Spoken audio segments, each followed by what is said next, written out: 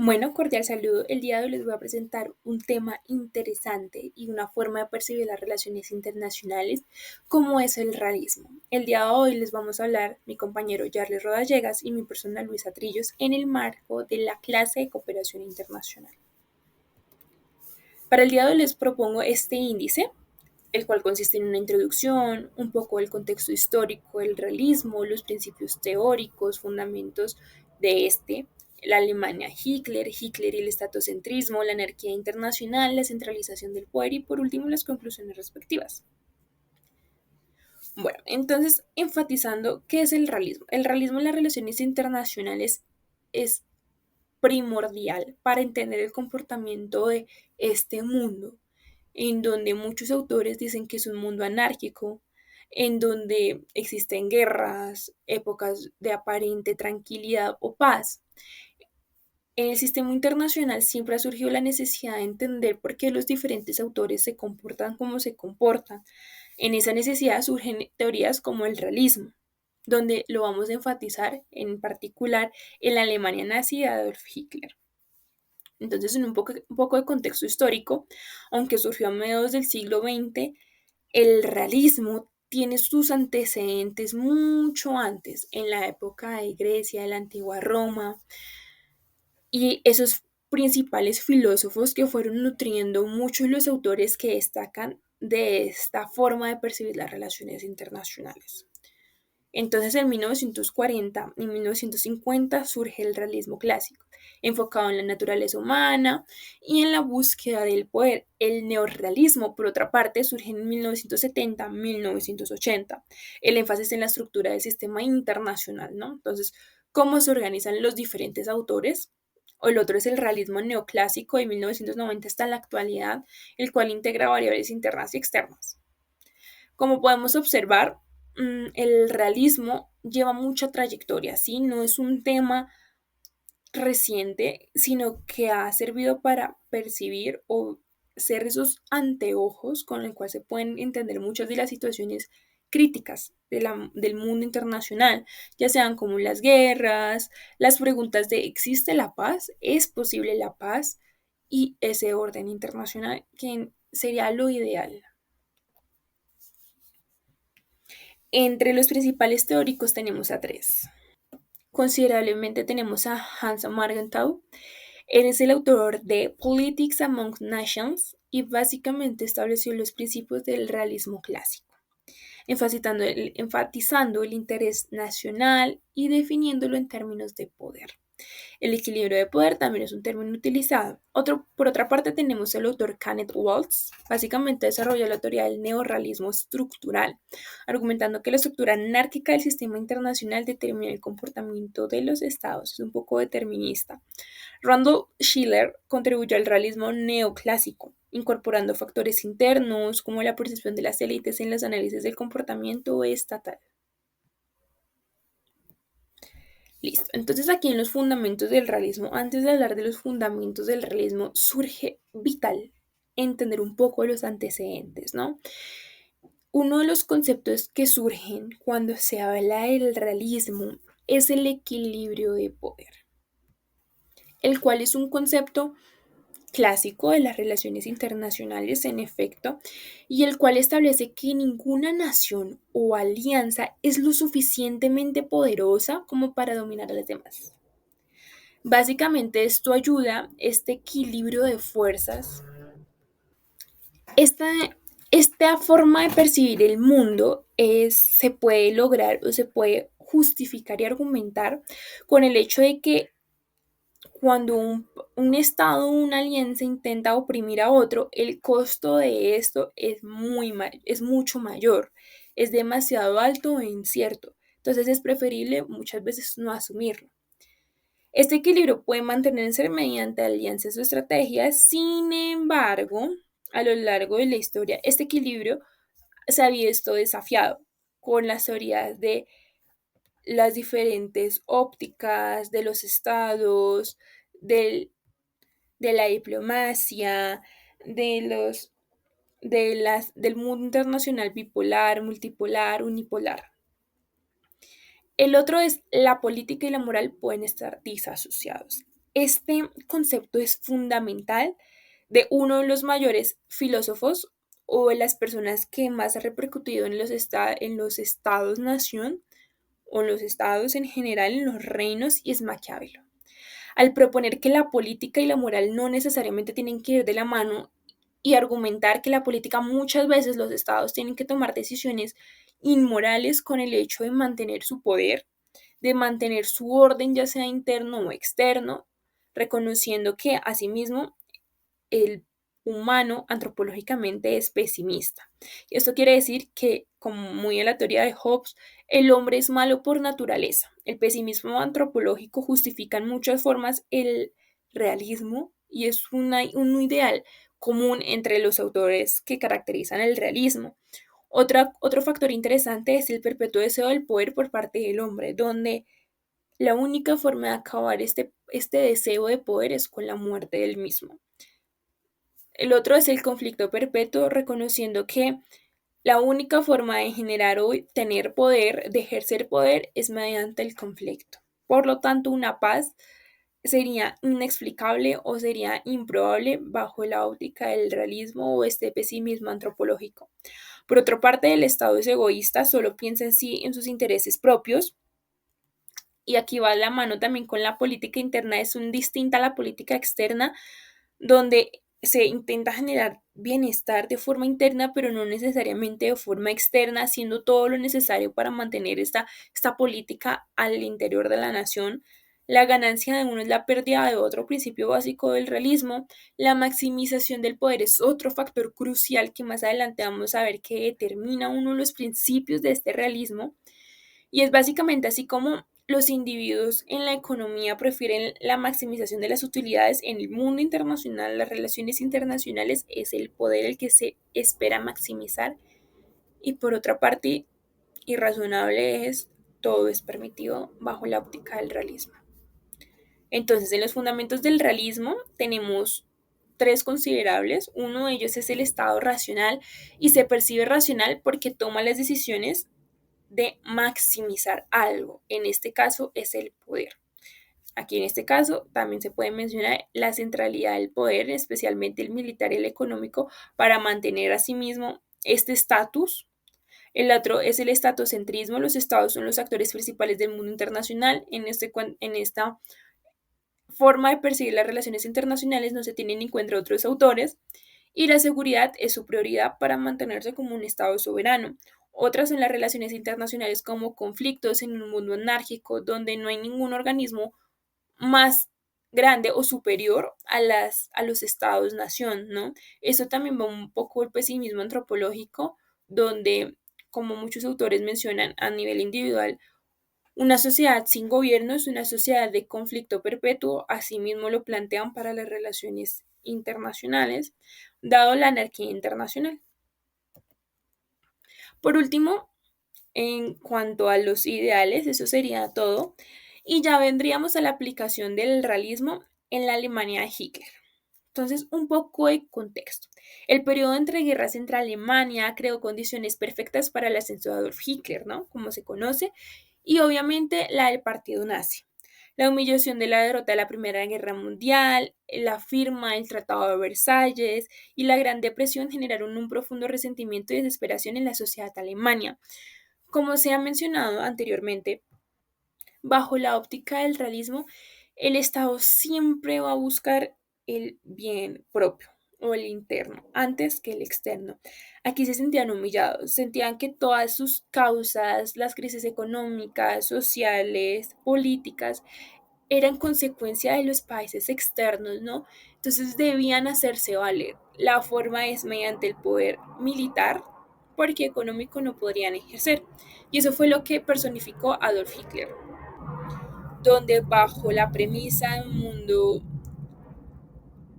antagonista, en un mundo donde no existe un poder más grande, en una anarquía, en un sistema anárquico, era necesario sí o sí la propia intervención para hacer valer sus intereses y sus derechos.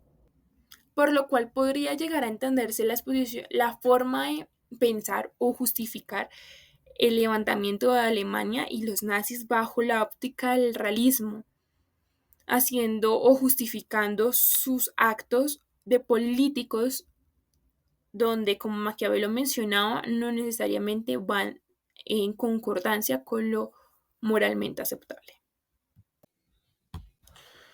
Listo. Continuando con la presentación, presentamos una pequeña línea de tiempo en la cual destacamos algunos de los aspectos importantes vividos en la historia alemana. Lo que fue el Tratado de Versalles, firmado al finalizar la Primera Guerra Mundial.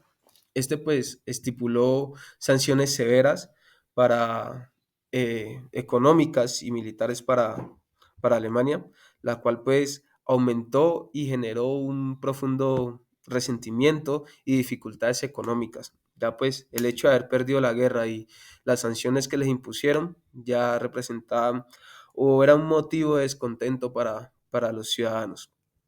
A raíz de la firma de este tratado, para 1923, se presentó una hiperinflación. Esto pues causó que los precios crecieran de manera exagerada y hicieron que el valor de la moneda fuera mínimo, o sea, se perdió casi el total del valor de su moneda. A raíz de esto, pues los ciudadanos y su estilo de vida se vio fuertemente afectado, lo cual pues seguía alimentando ese descontento que venían eh, sintiendo pues por haber perdido la guerra y pues las sanciones firmadas en el Tratado de Versalles. Luego, para 1929, la Gran Depresión, la cual fue una crisis económica mundial, generó un mayor impacto a raíz de lo que ya venía, los problemas que venía atravesando Alemania, se le suma esta crisis que generó un mayor impacto, haciendo que pues su economía se viera más afectada. De esta forma, ya los problemas sociales y económicos que existían aumentaron el descontento social y pues político.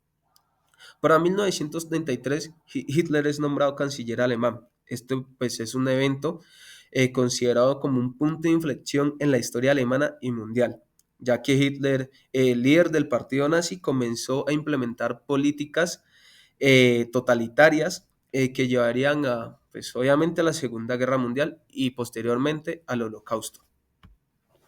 En esa diapositiva logramos identificar cómo Hitler elevó el Estado alemán a una posición de supremacía absoluta. Principalmente su idea nacionalista fusionó el concepto de Estado con la idea de superioridad racial, creando de esta forma una visión distorsionada en el interés nacional.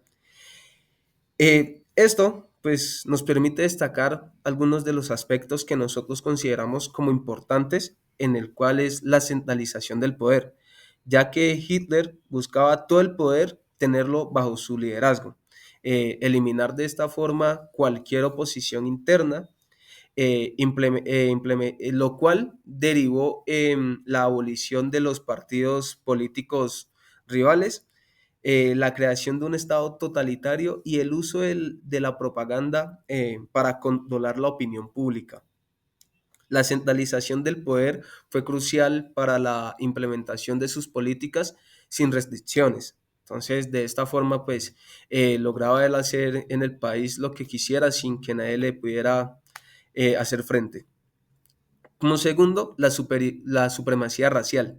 La ideología nazi vinculaba la fortaleza del Estado con la pureza racial, lo cual pues llevó a políticas genocidas en el cual se realizó una persecución sistemática de grupos considerados inferiores, en los cuales pues se incluyeron pues los judíos, gitanos y pues muchos otros grupos. A raíz de esto, la justificación que daban por las acciones que realizaban es que era necesario mantener la pureza y la fortaleza del Estado alemán. Como tercero, pues destacamos la expansión territorial, ya que implementó una política llamada Lebensraums, lo cual pues traducido significa espacio vital. Esto con el fin de justificar la necesidad de anexar más territorio, o sea, los territorios que tenían alrededor, pues al territorio alemán. Esto con el fin de generar un crecimiento del Estado alemán Y con esta ideología promovía la idea de que Alemania necesitaba más espacio para su población, lo que condujo a agresiones militares y a la expansión territorial en Europa, provocando así pues la Segunda Guerra Mundial. La centralización del poder, la supremacía racial y la expansión territorial fueron la base que conformó las políticas de Hitler. En esa diapositiva ya podemos identificar cómo era la anarquía de Hitler pues, en el Estado. Principalmente rechazando la diplomacia, ya que Hitler consideraba que la diplomacia era como un signo de debilidad y prefería recurrir pues, a amenazas y al uso de la fuerza. De esta forma, pues rechazó las vías diplomáticas tradicionales, eh, reflejando una mentalidad agresiva y una falta de diplomacia para la negociación y el compromiso con los otros estados.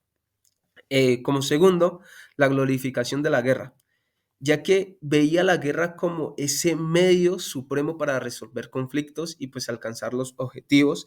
De esta forma, pues consideraba que el participar en guerras y tener cómo ganarlas o afrontarlas le podría generar mucho más poder. Y si pues era merecedor de la victoria, pues con mucha más razón iba a buscar mayor poder. Esto pues lo justificaba con sus acciones de expansionistas y conquistas, considerándolas esenciales para fortalecer a Alemania. Como tercero, el desprecio por el derecho internacional, ya que las normas y los tratados internacionales eran vistos como restricciones innecesarias a la soberanía y el poder alemán, ya que Hitler consideró estos acuerdos como vinculantes y vio el derecho internacional como un obstáculo que debía ser superado para alcanzar metas de expansión. Como cuarto, la manipulación de alianzas. Eh, Hitler consideraba las alianzas como una herramienta temporal para el beneficio, pues, obviamente alemán y pues propio, sin compromisos, pues, obviamente duraderos.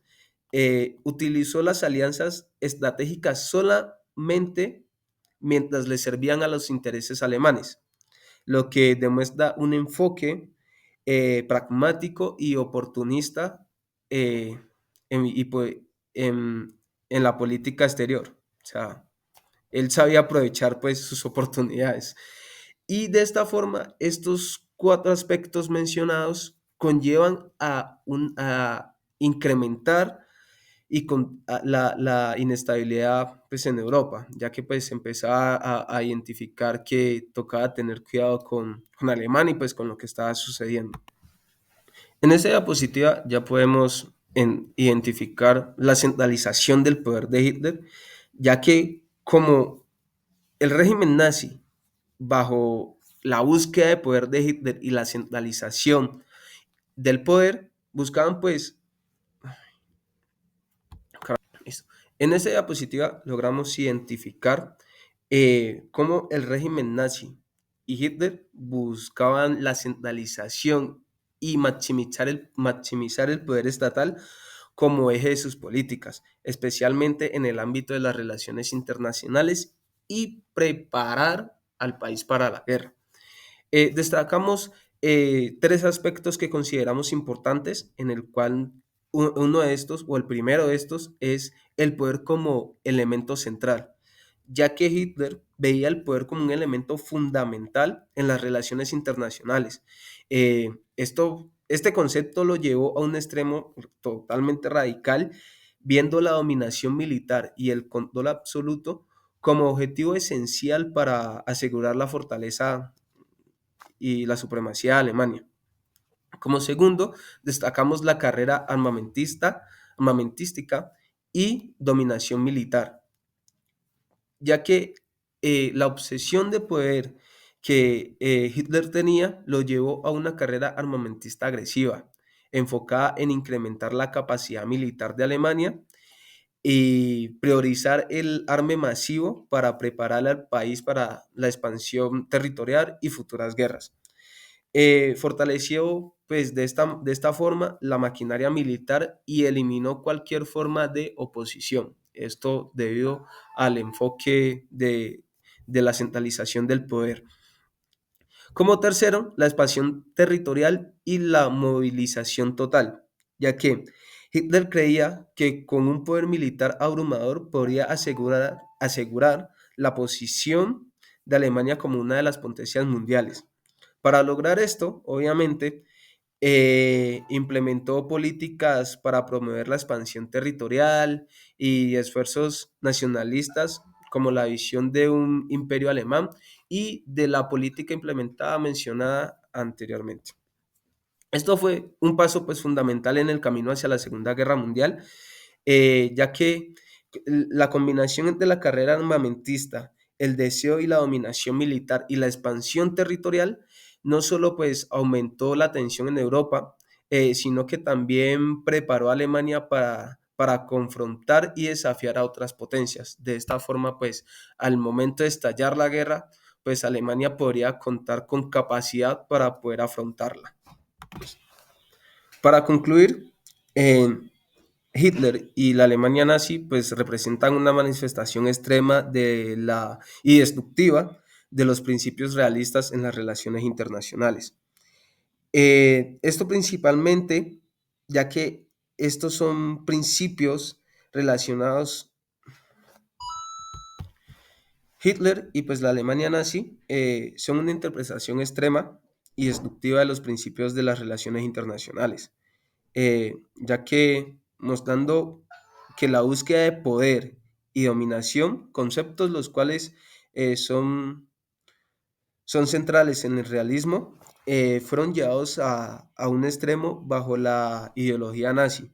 Eh, el interés de la nación sin condiciones éticas y morales.